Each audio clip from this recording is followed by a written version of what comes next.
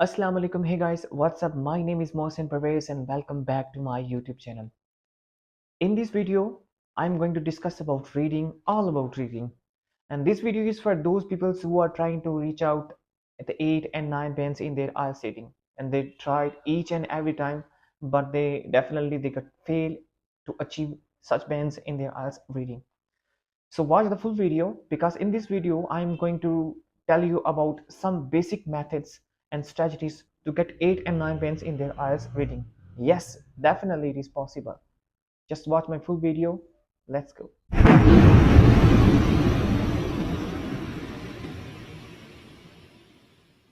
अब रीडिंग में चार तरह की चीज़ें जो हैं एक दूसरे से काफ़ी रेलिवेंट हैं और सबसे पहले है कि सेविंग द टाइम। अगर आप टाइम सेव करते हो तो उसके क्या क्या बेनिफिट्स होते हैं आपको देखें कि टाइम जो होता है एक मेन कंपोनेंट है आया कि आप आइल्स रीडिंग देख लें, लिसनिंग देख लें, राइटिंग देख लें या स्पीकिंग देख लें, तो नेसेसरी कंपोनेंट आप कह सकते हैं इसको, वो आप इग्नोर नहीं कर सकते किसी भी सिचुएशन में।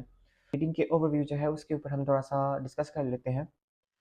रीडिंग में बेसिकली आपके पास 60 मिनट होते हैं, जो टाइम होता है वो आपके पास 60 मिनट होता है और 60 मिनट में आपके जो क्वेश्चंस होते हैं वो होते हैं 40 एमसीक्यूज इसको हम बोलते हैं, 40 क्वेश्चंस भी इसको बोला जाता है और इसमें मोस्टली आपके पास 3 या 4 सेक्शंस होती हैं। अब एकेडमिक और जो आपका जनरल ट्रेनिंग होता है इन दोनों में डिफरेंस होता है काफ़ी, एकेडमिक की रीडिंग में और जनरल ट्रेनिंग की रीडिंग में। एकेडमिक की रीडिंग में जो फर्स्ट सेक्शन होती है उसमें 1 पैसेज, सेकंड सेक्शन में 2 पैसेजेस और जो थर्ड सेक्शन होती है उसमें ऑलमोस्ट 2 और 3 पैसेजेस आते हैं। इसी तरह जो आपकी जनरल ट्रेनिंग है इसमें आपके पास एक पहली सेक्शन में 1 और 2 टेक्स्ट, दूसरी में 2 और 3 और जो थर्ड वाली सेक्शन होती है उसमें लॉन्गर टेक्स्ट वगैरह आपके पास आते हैं। अब एकेडमिक और जनरल ट्रेनिंग में बाज़ाब्ता तौर पे जो फ़र्क है वो क्या है? एकेडमिक में एकेडमिक की जो रीडिंग होती है इसमें जो आपके पास टास्क आते हैं, जो पैसेजेस वगैरह आपके पास आते हैं वो ज़्यादा एकेडमिक्स होते हैं। मीन्स वो किसी थ्योरी के रिलेटेड, किसी जेनेटिक्स के रिलेटेड होंगे और जनरल ट्रेनिंग में जो आपके पास टेक्स्ट या पैसेजेस वगैरह आते हैं वो थोड़े से प्रैक्टिकल होते हैं। मीन्स राइस कुकर हो गया, आपके पास फिशरी हो गया, गार्डनिंग हो गया, अबाउट शॉपिंग वगैरह, इस तरह के जो होते हैं पैसेजेस वगैरह आपको जनरल ट्रेनिंग में रीडिंग में फेस किए जाते हैं। एकेडमिक की जो लैंग्वेज होती है एकेडमिक रीडिंग की वो थोड़ी सी एकेडमिक बेस होती है, मीन्स उसको थोड़ा मॉडरेट लैंग्वेज में बताया जाता है। हालांकि जो आपकी जनरल ट्रेनिंग की रीडिंग होती है उसको थोड़ा ईजी वे में, थोड़ा ज़्यादा एक्सप्लेन करके और थोड़ा सा ईजी वे में आपको बताया जाता है। जहाँ पे मैंने आपको यही बताया कि एकेडमिक और रीडिंग का जो लैंग्वेज होती है, जो पैसेजिंग होती है, उनको डिफरेंट तरह से डिवाइड किया जाता है और डेफिनेटली वहाँ पे उनके जो बेंच स्कोरिंग क्राइटेरिया है वो भी थोड़ा सा डिफरेंट है।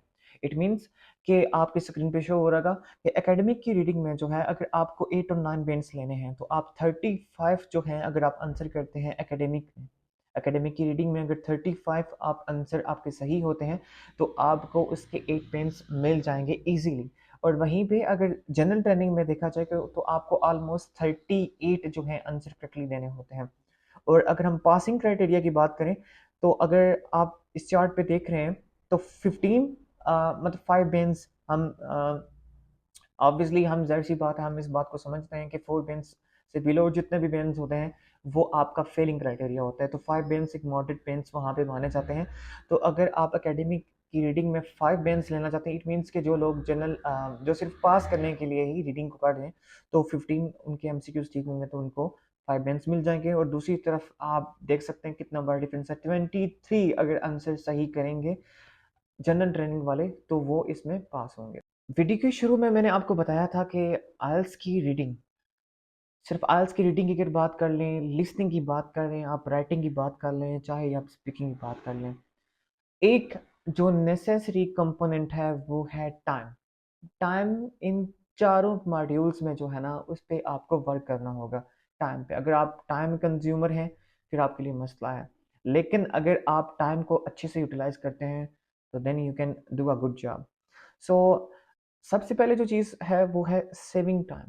तो टाइम के रिलेटेड हम बात करते हैं तो सेविंग टाइम की स्ट्रेटजीज क्या है कि हम आंसर जो हैं वो अच्छे से लोकेट कर सकते हैं। जब भी आप आइल्स रीडिंग जब आप करते हैं या आप उसका फर्स्ट पेज आप खोलते हैं तो उसके ऊपर इंस्ट्रक्शन दी गई होती हैं कि You have to spend 20 minutes on the section 1, 20 on the section 2 and 20 minutes on the section 3 respectively. तो क्या ये तरीका, क्या ये आइडिया वर्क करता है? बिल्कुल नहीं, ये आइडिया बिल्कुल काम नहीं करेगा, क्योंकि 20 मिनट में आप एक सेक्शन कर ही नहीं पाएंगे। क्योंकि मैंने आपको बोला है कि अगर आपको रीडिंग में हाई बैंड्स लेने हैं तो आपको अपने टाइम को सेव करना होगा। अगर आप टाइम को यूटिलाइज कर लेते हैं तो एवरीथिंग विल बी पॉसिबल। क्योंकि the first section in the IELTS reading is the easiest one and the third one is the hardest one.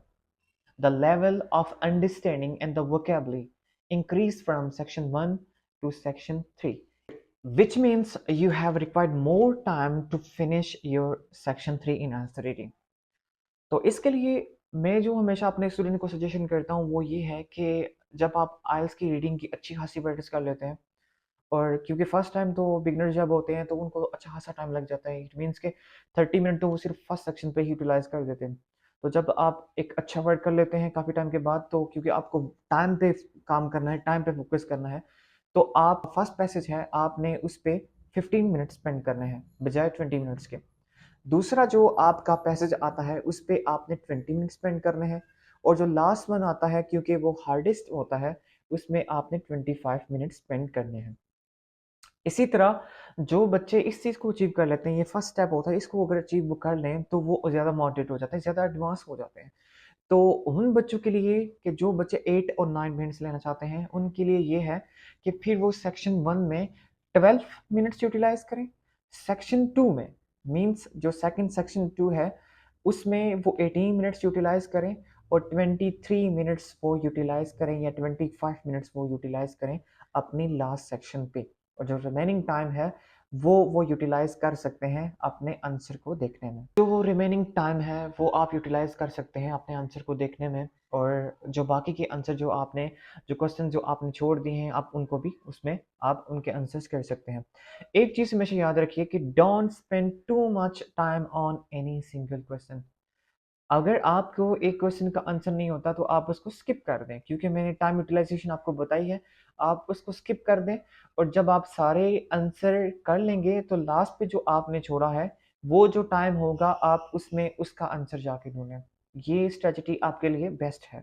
अगला जो आपका मेथड ये है कि वो ये है कि क्या हमको पूरा पैसेज जो है वो रीड करना चाहिए या उसको रीड नहीं करना चाहिए, टू रीड और to not the read the whole passage. जहाँ तक आइल्स के पैसेजिंग का मामला है तो वहाँ पे दो तरह की स्ट्रेटजीज जो होती हैं वो ऑलमोस्ट यूज़ की जाती हैं। पहली स्ट्रेटजी ये है कि read the entire passage and answer answer the question, कि आप पूरे के पूरे पैसेज को पढ़ो फिर आप अपने क्वेश्चंस के आंसर जाके दो। और दूसरा ये है go straight to the question, या तो फिर डायरेक्टली आप सीधा अपने क्वेश्चन पे जाओ, आप क्वेश्चन को पढ़ो, वर्ड को अंडरलाइन करो और अपने पैसेज पे मूव कर जाओ।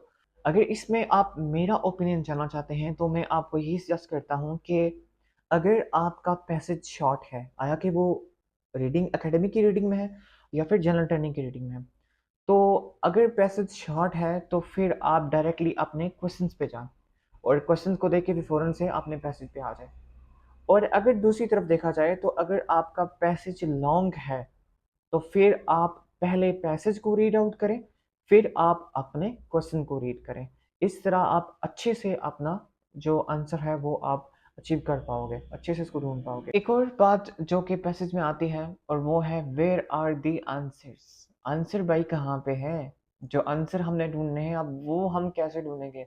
आपने तो बता दिया कि पैसेज को ऐसे पढ़ना है ऐसे पढ़ना है, लेकिन आंसर कैसे फाइंड आउट करेंगे? ये बात याद रखिए कि हर एक सेंटेंस जो कि पैसेज में लिखा होता है उसमें आपका आंसर मौजूद नहीं होता। इसके लिए आपको स्किमिंग एंड स्कैनिंग सीखनी होगी, उस पर भी कभी इंशाल्लाह मैं आपको एक वीडियो बना के दूंगा। तो अगर आपकी टीवी पे, अगर आपकी स्क्रीन पे ये पैसेज शो हो रहा है, इसमें मैंने 3 तरह के क्वेश्चंस को अंडरलाइन किया हुआ है, स्काई ब्लू की तरह और इसी तरह येलो में और इसी तरह ऑरेंज जो है, वो मैंने कुछ लोगों के नाम थे तो वो मैंने अंडरलाइन किए हुए हैं, जिसको मुझे लगता था कि ये मुझे मेरे आंसर दे पाएँगे। तो अब मज़ीद ये कि मैंने चीज़ों को तो अंडरलाइन कर दिया, लेकिन आपका यहाँ पे क्वेश्चन ये बनता है कि भाई आंसर कहाँ पे है?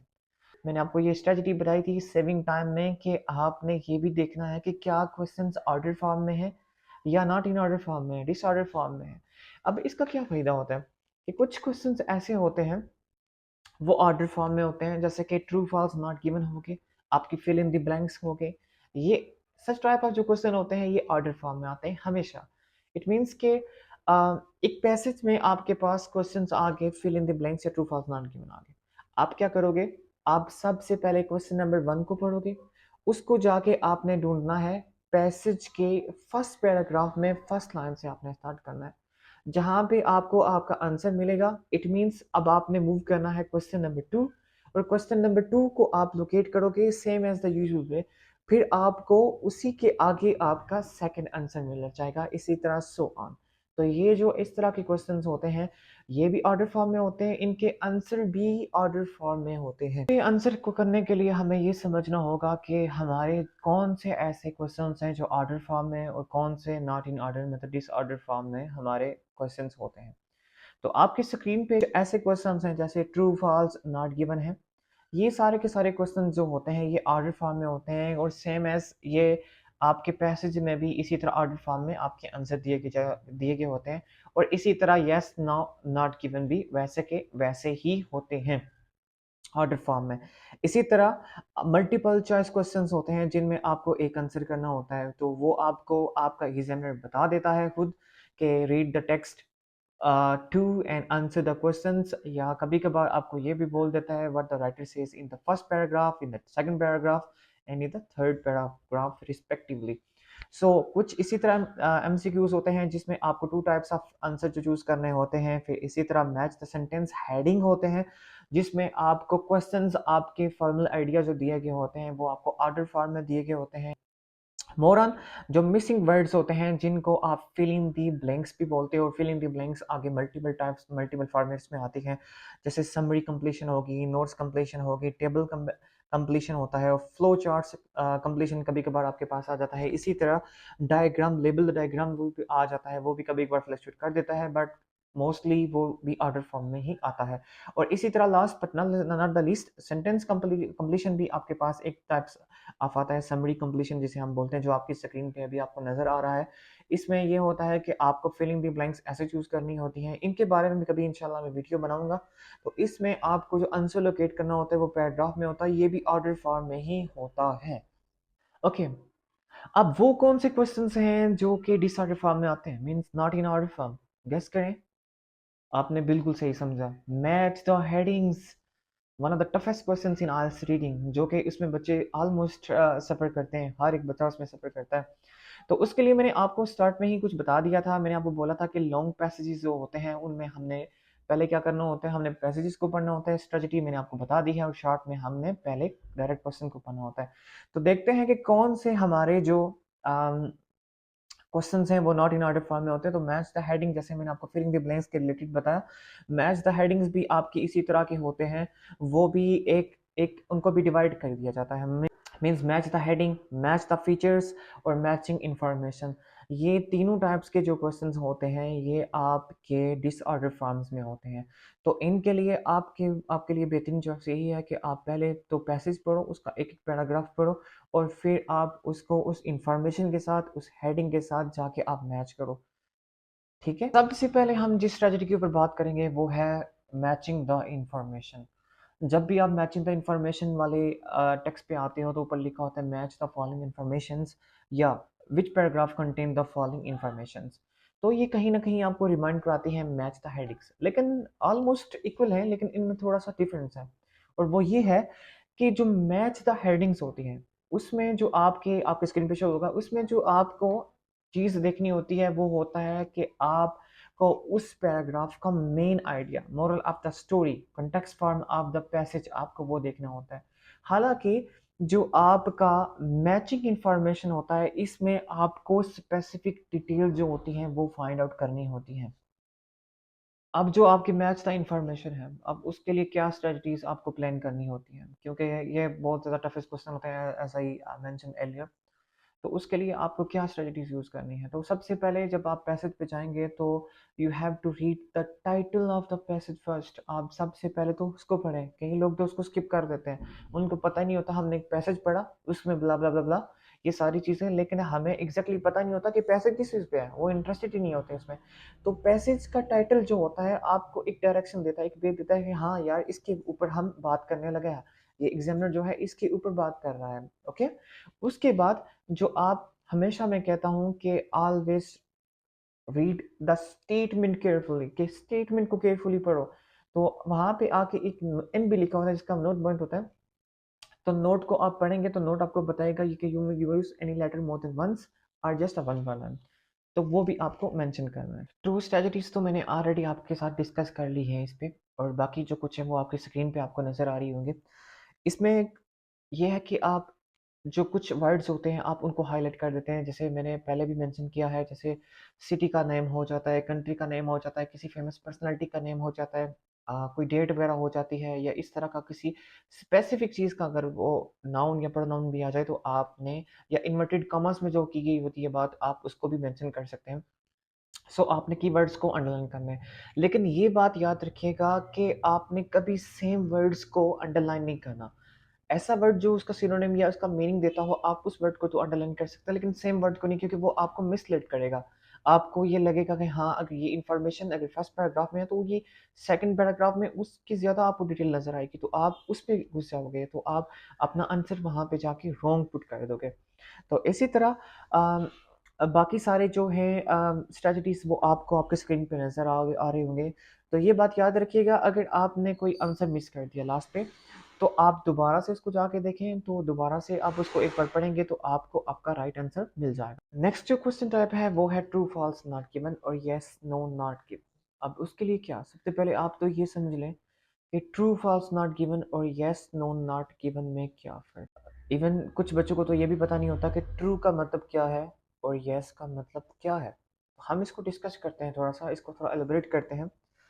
आपकी स्क्रीन पे आपको नजर आ रहा होगा कि ट्रू फॉल्स नॉट गिवन और यस नॉट नॉट गिवन। देखिए, जो ट्रू फॉल्स नॉट गिवन होता है उसमें हम चीज़ का फैक्ट देखते हैं, जैसे there are 30 students in the class. अगर आपके पैसेज में, आपके टेक्स्ट में एग्जैक्टली द सेम बात कही गई है तो फिर हम उसको इसी तरह मेंशन करेंगे, उसको हम ट्रू कंसीडर करेंगे। अब दूसरी तरफ देखें तो यस नो नॉट गिवन में हमारा ओपिनियन देखा जाता है कि there should be more than 30 students in each class. So ये इस पे हम जो हमारा यस होगा वो हमारा ओपिनियन होगा, और वो उस ओपिनियन को, अगर हमारा ओपिनियन उसके साथ एग्री करता है, it means matching the information, तो हम उसको यस करेंगे। अब ट्रू फॉल्स नॉट गिवन और यस नो नॉट गिवन में फ़र्क क्या है, ये तो मैंने आपको बताया, लेकिन अब इसमें स्टूडेंट हमेशा जाके स्टक कर जाते हैं। इसका मसला क्या है, वो सोचने लगते हैं। तो मेरी एडवाइस आपको ये है कि डोंट ओवरथिंक, आप उस पर ज़्यादा मत सोचें। आपको जो चीज़ जहन में रखनी है वो ये चीज़ ये जहन में रखनी है, is the meaning is close enough और इट्स कम्प्लीटली डिफरेंट। अगर उसका जो मीनिंग निकल के आता है, मीन्स जब आप उसको ट्रांसलेट करते हो, तो उस सेंटेंस का अगर मीनिंग स्लाइटली 1 और 0.5% अगर चेंज है, लेकिन वो तब भी आपका ट्रू है या यस है। तो अगर ये कंप्लीटली डिफरेंट है, इसकी कंट्राडिक्शन आ रहा है, तो वो नो है। तो फिर नॉट गिवन क्या है? नॉट गिवन अगर देखें, अगर आपकी स्टेटमेंट आ रही है और वो ना ही ट्रू है, ना ही फॉल्स है, ना ही यस, ना ही नो, इट मीन्स ऑब्वियसली वो तो नॉट गिवन होना है। लेकिन मैं आपको इसको इस तरह समझाता हूँ, आप अपनी स्क्रीन पे देखें। सपोज करें कि हमारे पास एक स्टेटमेंट है और वो ये है कि there are more boys than girls, और अगर आपके पैसेजेस में लिखा गया है there are 30 student in the class, तो क्वेश्चन में पूछ रहा है कि जो बॉयज़ हैं वो लड़कियों से ज़्यादा हैं, लेकिन पैसेज में कह रहा है कि क्लास में 30 स्टूडेंट्स हैं। हम उसके बारे में एग्जैक्टली नहीं जानते कि वो मेल है या फीमेल, तो ऑब्वियसली आपका ये क्वेश्चन जो है नॉट गिवन होगा। दूसरी तरफ अगर हम देखें, एक और एग्जांपल अगर आप देख लें, तो वो ये है कि the teacher should spend time with each student. अगर ये हमारा क्वेश्चन है और हमारे पैसेज में दिया गया है there should be more than 30 students in each class, तो वहाँ पे तो वो कह रहा है कि टीचर हर स्टूडेंट को आ, एक जैसा टाइम देगा, और ऊपर लिखा गया है कि जो स्टूडेंट हैं वो 30 स्टूडेंट सारी क्लास में होने चाहिए, तो ये तो कम्प्लीटली डिफरेंट आइडिया है, तो ये आपका नॉट गिवन है। ओके, अब जो आपका ट्रू फॉल्स नॉट गिवन है, इसके लिए कौन सी टिप्स जो हैं वो आपने यूज़ करनी है। तो पहली टिप जो मैंने आपको बताई थी वो ये है कि answer comes in the order form. जो आंसर आपके होते हैं वो हमेशा ही ऑर्डर फॉर्म में आते हैं। दूसरा मैंने आपको ये बताया था कि हाईलाइट्स द कीवर्ड। जो आपके कीवर्ड्स हैं आपने उनको अंडरलाइन करना है, जो कि आपको आपके आंसर की तरफ लेके जाने में सबसे मेन रोल प्ले करते हैं। और एक तीसरा ये कि आपने पैराफ्रेजिंग भी देखनी है साथ साथ, क्योंकि जो ट्रू होता है ये ऑलमोस्ट पैराफ्रेज करके आपके पैसेज में दिया गया होता है। और आपने जो नेम है और जो डेट्स वगैरह हैं आपने उनको भी अच्छे से अंडरलाइन करना है, उनको भी अच्छे से आपने समझना है। इट मीन्स कि अगर जैसे मैंने अभी रिसेंटली आपको बताया कि 30 स्टूडेंट्स वहाँ पे मेंशन किए गए हैं, लेकिन दूसरी तरफ कोई भी चीज़ मेंशन नहीं की गई, कोई भी एक स्पेसिफिक जो है अमाउंट वहाँ पे मेंशन नहीं की गई, तो आपने इस चीज़ पे भी आपने बहुत ज़्यादा फोकस करना है। अब हम बात करते हैं मल्टीपल चॉइस क्वेश्चंस की, कि मल्टीपल चॉइस क्वेश्चंस में हम कौन सी स्ट्रेटजीज, कौन सी टिप्स एंड ट्रिक्स यूज़ कर सकते हैं ताकि हमारे एरिया 9 बैंड्स उसमें इजीली हम उसमें अचीव कर सकें। तो मल्टीपल चॉइस क्वेश्चंस में सबसे पहले अगर आपकी स्क्रीन पे आपको नज़र आ रहा है तो इसमें हम क्या करते हैं, वो हमें कहता है choose the correct letter A B C or D. हमने मैंने आपको पहले ही बताया था कुछ मल्टीपल चॉइस क्वेश्चन होते हैं जिसमें सिर्फ हमने एक आंसर लोकेट करना होता है, कुछ होते हैं जिसमें हमने 2 आंसर फाइंड करने होते हैं। तो ये वाला जो है इसमें सिर्फ हमने एक आंसर को फाइंड करना है।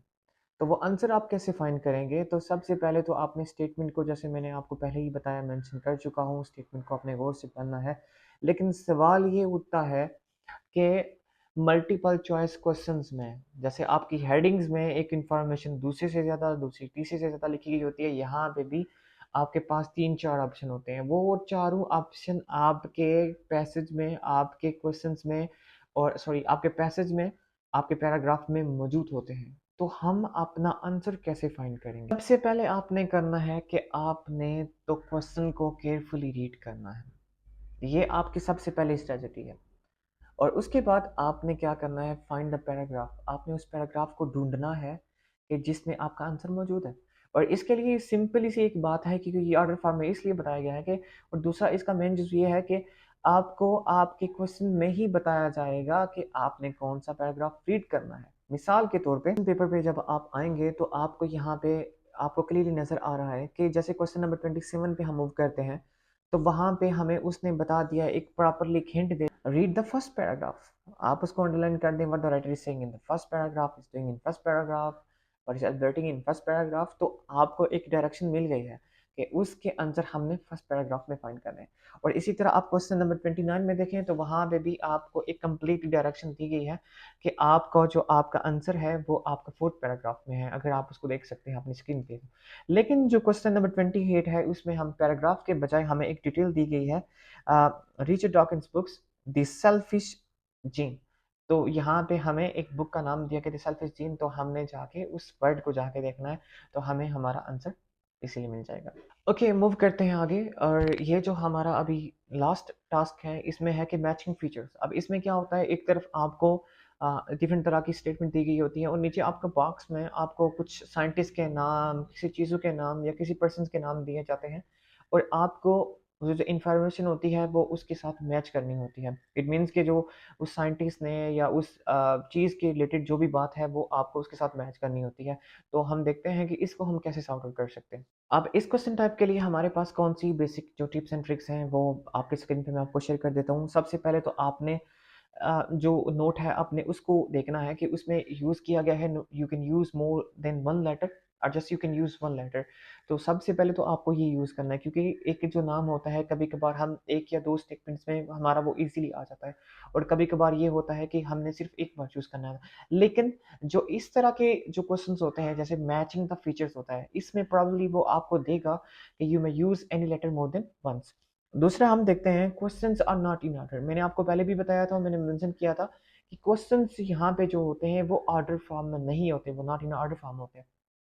तो सिंपल सी बात है, जो नॉट इन ऑर्डर फॉर्म है उसकी ऑलरेडी मैं मेंशन कर चुका हूँ कि आपने कैसे उसके आंसर फाइंड आउट करने हैं। Carefully read all the statements and highlight keyword. तो आपने स्टेटमेंट को गौर से पढ़ना है, नाम को नहीं, आपने स्टेटमेंट को गौर से पढ़ना है, जो क्वेश्चंस हैं आपने, और आपने उनमें जो कीवर्ड्स हैं वहाँ पे जाके आपको उनको अंडरलाइन करना होगा। Scan the passage for option in the box. तो आप जो आपके पैसेज होगा अब जैसे कि किसी का नाम है तो मैंने ऑलरेडी आपको मेंशन किया है, आपने पूरे का पूरा पैसेज नहीं पढ़ना, पूरे का पूरा पैराग्राफ नहीं पढ़ना, आपने जस्ट उस नाम को ढूँढना है। जिस पैराग्राफ में आपने फ़ौरन से स्किमिंग और स्कैनिंग करना है, तो फ़ौरन से आपने जाके वो जो नाम है, वहाँ पे जाके आपने स्टॉप कर देना है। ओके? और read the information connected to the option you find. अब आपने वो जो ऑप्शन को ढूँढना है, मीन्स के आपने आपका जो आंसर था, मीन्स के किसी साइंटिस्ट के बारे में बात किया था और आपने उसका नाम ढूँढ लिया। अब आपने क्या करना है, उस साइंटिस्ट के नाम के साथ जो इन्फॉर्मेशन लगी है और जो आपकी क्वेश्चन में इन्फॉर्मेशन है, आपने अब उन दोनों को मैच करना है। ये ना हो कि आप मैच ही ना करो, बस उसको पढ़ के उसके सामने लिख दो। नहीं, ऐसे नहीं करना। आपने उस दोनों को इन्फॉर्मेशंस को मैच करना है और फिर जो इन्फॉर्मेशन उसके साथ मैच होती है, तो वो इन्फॉर्मेशन जिस पर्सन के रिलेटेड है, इस नाम के रिलेटेड है, तो आपने उस नाम का लेटर आगे ट्रांसफ़र कर देना है। Try to match it the statement, जैसे कि मैंने आपको पहले ही बताया, फिर आपने स्टेटमेंट के साथ उसको मैच करना है और फिर आपने आपका जाके आंसर प्रिंट करना है और continue scanning for the next. और इसी तरह आपने जो अपना नेक्स्ट ऑप्शन है उसके लिए भी आपने यही रूल और यही मेथड आपने यूज़ करना है। इस वीडियो में कंप्लीटली मैं आपको एक ऐसा मेथड बता चुका हूँ, ऐसे ऐसे तरीक़ेकार आपको बता चुका हूँ, ऐसी प्रोसेसिंग, ऐसे वेज़ आपको बता चुका हूँ, जो कि आपको 8 और 9 विन्स लेने में आपको हेल्प करेंगे। और यही मेथड्स होते हैं, यही टिप्स एंड स्ट्रैटेजीज़ होती हैं, ये टिप्स एंड ट्रिक्स होती हैं, जो कि आपको आपको लोअर बैंड से आपको हायर बैंड्स की तरफ लेके जाती हैं। लेकिन आपको इन पे काम करना होगा, आपको प्रैक्टिस करनी होगी। अब मैंने उसके लिए आपको बोला है कि आपको कैम्ब्रिज की जो ऑफ़िशियल आईएलटीएस टेक्स्ट बुक होती है, आपको वो लेनी होगी। तो बेसिक जो आईएलटीएस में जहाँ तक मैंने देखा है, मेरा अपना पॉइंट ऑफ व्यू है, वो ये है कि यहाँ पे हार्ड वर्क से आपका काम नहीं बनना। स्मार्ट वर्ड लेके चलें। स्मार्ट वर्ड मीन्स आप स्ट्रेटजीज़ को फाइंड आउट करें, आप टिप्स एंड ट्रिक्स को फाइंड आउट करें। आप ये देखें कि कौन-सा क्वेश्चन टाइप है और उस क्वेश्चन टाइप में मेरी कौन-सी स्ट्रैटेजी, जो कि मैंने आपको 1, 2, 3, 4 ऐसे करके मैंने आपको बताई है। तो होप सो कि आपको ये वीडियो बहुत ज़्यादा पसंद आई होगी। अगर आपको ये वीडियो अच्छी लगी, आपको इस वीडियो से इन्फॉर्मेशन मिली, तो काइंडली आप कमेंट्स, अच्छे-अच्छे कमेंट्स करें, इससे मुझे मोटिवेशन मिलती है और मैं आपके लिए मज़ीद ऐसी वीडियोज़ बनाऊँगा। तो आप सब अपना ख़्याल रखिएगा, इंशाल्लाह नेक्स्ट टाइम मिलेंगे। अल्लाह हाफ़िज़।